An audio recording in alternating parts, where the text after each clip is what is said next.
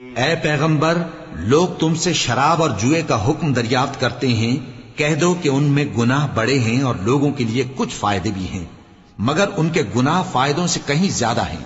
اور یہ بھی تم سے پوچھتے ہیں کہ اللہ کی راہ میں کون سا مال خرچ کریں، کہہ دو کہ جو ضرورت سے زیادہ ہو۔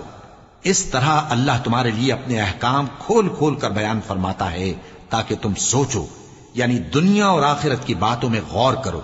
اور تم سے یتیموں کے بارے میں بھی دریافت کرتے ہیں، کہہ دو کہ ان کی حالت کی اصلاح بہت اچھا کام ہے، اور اگر تم ان سے مل جل کر رہنا یعنی خرچ اکٹھا رکھنا چاہو تو وہ تمہارے بھائی ہیں، اور اللہ خوب جانتا ہے کہ خرابی کرنے والا کون ہے اور اصلاح کرنے والا کون۔